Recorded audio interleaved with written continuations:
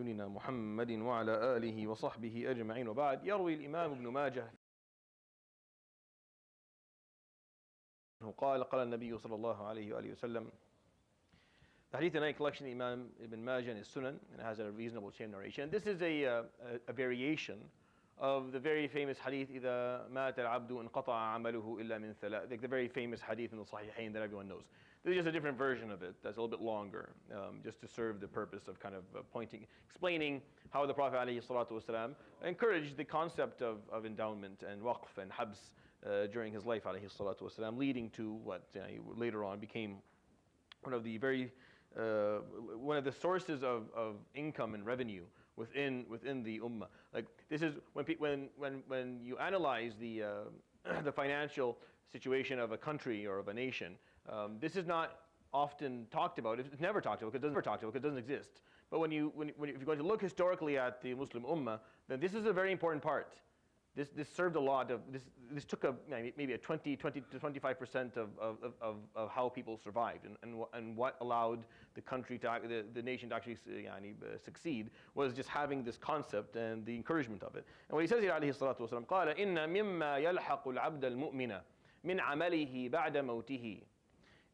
Indeed, amongst the things that will follow a person after they die from their deeds, علما نشره أو علمه. علما نشره أو علمه. Knowledge that he taught or he spread. وولدا صالحا تركه. And a pious offspring that they left behind that would do good deeds in their name. ومصحفا ورثه. And something that they wrote, like a transcription or a document that they, either a book that they wrote or a Quran that they made waqf for. Mus'haf is not just a Quran. It's Mus'haf, anything that's a sahifa. Anything that, back then, paper was scarce and books were not a lot. There was not a lot of books. So if you were able to actually get a book, write a book, spread it, it's a piece of knowledge that's going to continue. Oh, masjidan banahu, or a masjid that he built. Oh, baytan لابن السبيل بناه, or a house that he built for Ibn al-Sabil. Ibn al-Sabil is a refugee or a traveler, a poor traveler. Ibn al-Sabil works both ways. O baytan libni al-Sabil bana, or a house that this person built and it made waqf just for Ibn al-Sabil, just for refugees and people who didn't have anything. O صدقة جارية أخرجها من ماله وهو صحيح وهو معافى صحيح في حياته يلحقه من بعد موته. Or a صدقة جارية, which is the term that we're familiar of, and it comes from this hadith, or an ongoing act of charity that he took from his wealth when he was healthy and he was hoping to live for a long time during his life, and this will continue for him after he passes away. These are all examples the Prophet ﷺ gave of what someone could do that will continue after they pass away.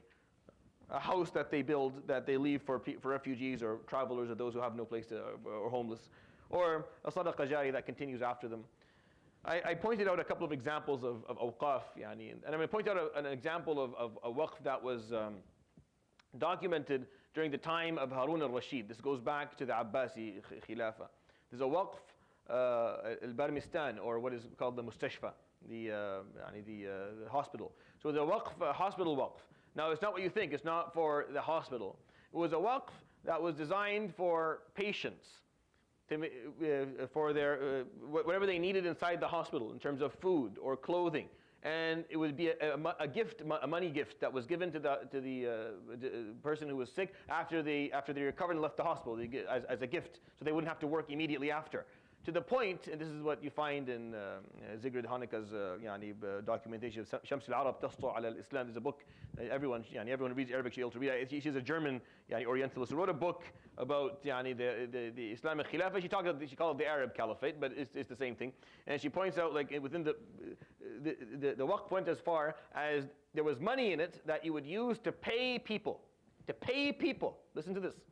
Would go into the rooms of these ill individuals and stand behind them and whisper about them in a voice that they could hear, acting like they didn't know they were listening. It's like, I want you to hear me. I want you to hear me, but I'm going to act like I don't want you to hear me. So I'm going to stand and whisper with Sheikh Mahmoud, but I really do want you to hear me. right? So I'm going to speak just at the right tune, just the right volume to make sure you heard me, right? And you think that I don't want you to hear me, so you're like, oh, you just picked up a piece of information that wasn't meant for you. So the ill are lying there, and there's a curtain, and they hear two people talking about them, saying, the doctor's saying, oh, you're going to do well, inshallah, soon they'll be out of the hospital, just to lift their morale, just to make them feel better, even though they're dying, just to make them feel better about themselves. They would pay people for this from the waqf that they made. I told you it was their creative. You didn't believe me. This is how creative they were. Of course, now there's ethical problems doing that. That's not. You can't do that.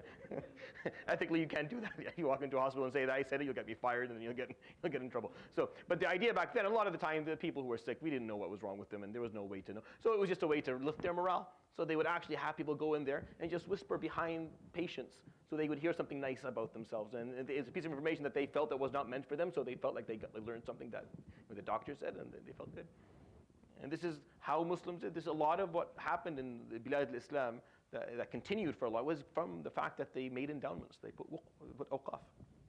Something that we should all consider doing in our own lives. يروي الإمام ابن ماجه في سننه بسند حسن عن أبي هريرة رضي الله عنه قال قال النبي صلى الله عليه وآله وسلم إن مما يلحق العبد المؤمن من عمله بعد وفاته علما علمه أو نشره ولدا صالحا تركه ومصحفا ورثه أو بيتا أو مسجدا بناه أو بيتا لابن السبيل بناه أو صدقة جارية أخرجها من ماله وهو معافى صحيح في حياته يلحقه من بعد موته. صدق رسول الله صلى الله عليه وسلم. سبحانك اللهم وبحمدك أشهد أن لا إله إلا أنت أستغفرك وأتوب إليك. وصلى الله وسلم وبارك على نبينا محمد